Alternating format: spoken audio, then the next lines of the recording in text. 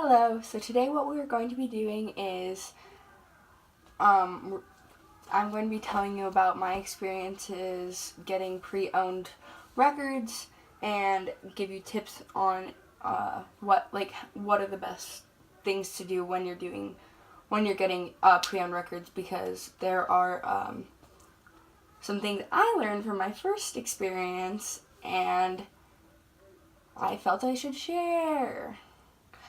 So, I got a record player for Christmas, which is why I wanted to get more records. But records, if you have a record player, you probably know this, or if you have bought any records, you know this. They are really, really expensive, and they are, for new ones, they're like $30 each. And so I was like, I don't want to spend $30 on records, because if I buy like 2 records, then that's like that's like $60, and that's a lot of money for me to spend. And so I figured that I could probably go to like Goodwill and the Ark to get records. But I went there I went to Goodwill, and both times I went, they did not have any records. They had like no selection. So I figured that was one of the only places I'd be able to get cheap records. So I looked up record stores. And typically, not all, but some record stores that sell just records have pre-owned records, but they also have new records. So I went to 2 different stores, and they were both in Fort Collins. One was called the Bizarre Bazaar, and they had pre-owned books, pre-owned movies, pre-owned records, like pre-owned record players, pre-owned like cassettes and cassette tapes and all that stuff. And so I went there and I picked out some records from there, and I spent way less than I normally would, so that was good. And then the second place I went was called All Sales Vinyl, and that one had pre-owned records and used records, and it sold like ukuleles, which that was pretty much the only 3 things it had in it. And it was also a very small store, but it was really nice and it was really organized compared to the first one I went to, because the first one I went to was not organized at all, and it was a huge mess, and so it was a lot harder to search through that one. Well, I guess the first one I went to was not a mess. It was more, they had a lot more, but theirs was organized into like by like artist names and stuff and genre, and so it kind of was hard to look for the records, but overall it wasn't too bad. I went with my mom, and she said that she had a lot of fun because she like would be looking through the records and she'd be like, "Oh, I used to have this record when I was younger." So she said it was really cool for her to experience that. And I think overall I got a lot of really good deals on the records that I got. And typically with pre-owned records, they don't have a ton of newer music. They have a lot of older music, which is okay because I do enjoy a lot of older music. So I found a lot of options for me, but if you don't like old music, then you'll probably struggle finding newer music. They had a few soundtracks, which that was probably the newest stuff they had, was the soundtracks. So first one, Bizarre Bazaar. I got The Best of Joan Baez. My mom picked this out for me because she likes her, and my grandma likes her. I was like, oh, that'd be fun for you to listen to her. I have not listened to it yet, but I'm excited, and I think it should be good. The second one I got was The Best of the Beach Boys, because I really, really, really like the Beach Boys. And this one was $4, so that's a pretty good deal. And then this one was $15, probably because it was the Best of the Beach Boys. And it's actually in really good condition. I've listened to it, and yeah, it's really good. Then I got South Pacific, which was one of the only soundtracks that seemed interesting at all to me. And I don't think I've listened to it yet, but I am very excited to, because I really I liked the songs I've heard from South Pacific.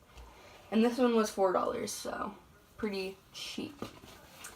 Then I got To Whom It May Concern by the Bee Gees, because I really like the Bee Gees, and I don't know a lot of the songs on this one, but I really like them, so I figured I'd probably like this one.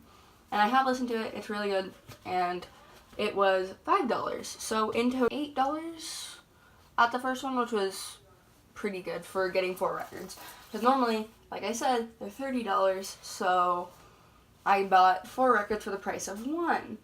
And I'm sure if I looked harder, I could probably find more I liked, but I didn't know we were going to go to a second place, and I was just, we had been there for a while, so I just went with these ones. Then the second one we went to, it was called All Sales Vinyl, and it had a pretty decent amount of selections, and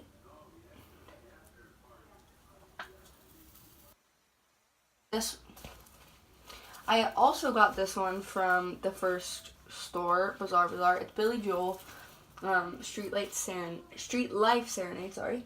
And then the price was $6. I'm also not listened to this one, but I like Billy Joel, so that should be good. And then at the next store I went to, I think I only got 2 records because I just couldn't find as many that I liked, but they also had some really good deals. Like I got this one, it's the 50s Greatest Love Songs and 50s Golden Hits to Remember, and it has like 3 records in it, and I really like 50s music, and it was only $1, so I felt like it's definitely a good one to get for me.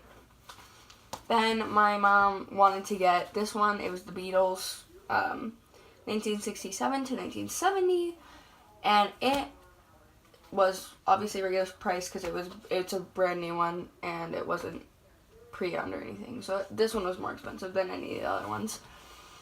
But I still got this one that has 3 records in it for $1, and they had a lot of options that are $1. But one thing that I would say is go to both record stores and look what they have, and then pick out what you want, because I found this one, the Best of the Beach Boys, that I paid $15 for at the first store for $1 at the second store.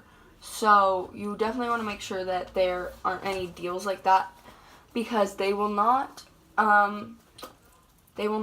cannot return pre-owned records to the store. So, and even if I could return it, I still would not have gotten the amount that I paid for it back. So, but overall, I got 1, 2, 3, 4.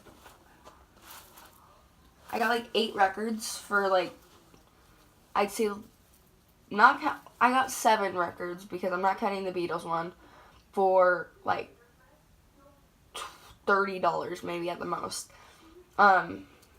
So that was like a really good deal, and it was really fun for my mom and me. And then